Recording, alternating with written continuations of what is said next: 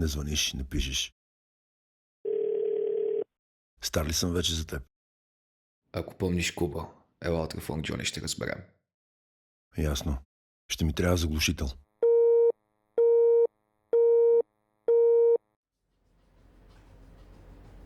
Заповядай.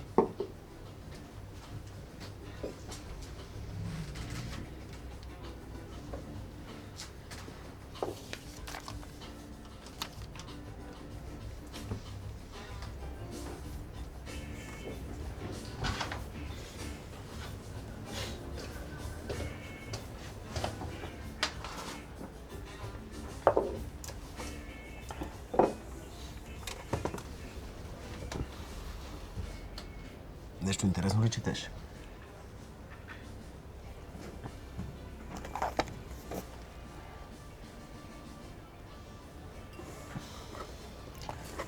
Не разбирам, че не си читател. Кой ти чете в днешно време, а? Човек е добре да се запознае поне с класиките. Война и мир, Хамлет. Хамлет, какво Хамлет? Бащата умрял, майката курва. Уби ме. Ако знаеш колко живота и кариери съм прекратил, твоя ли няма, а? Колега.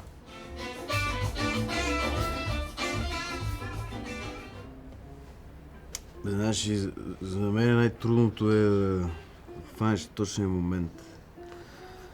Е така го гледаш през оптиката. Един час и накрая да го сгашиш. Да. В един момент оптиката може да постави в перспектива целия им живот. После се чува само едно щракване и всичко свършва. Но най-ценното за мен е, когато погледите ви се срещнат. Това струва най-скъпо.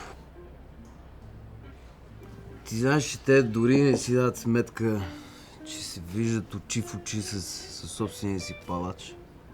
Пък в днешно време един компромат, един погрешен пост, едно погрешно изказване и си дотам, всичко губиш.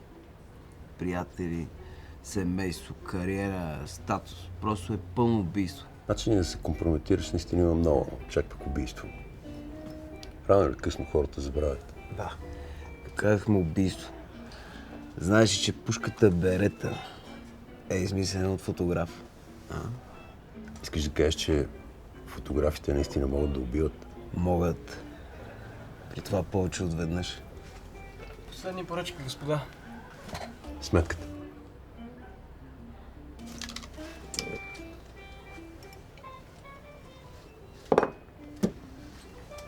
Много ми беше приятно да си поговорим.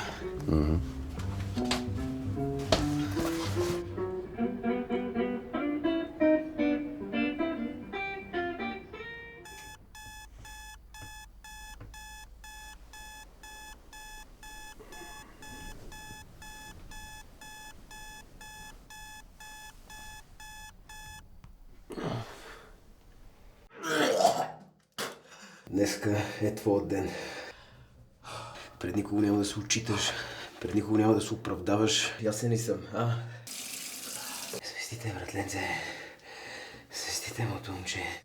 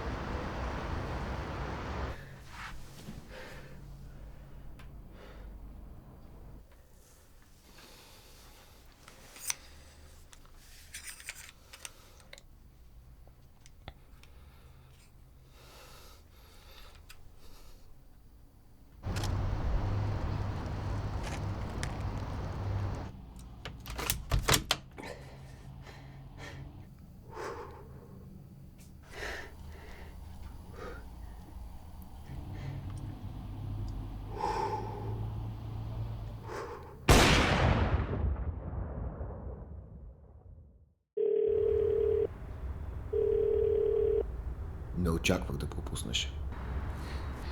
Отвори плика.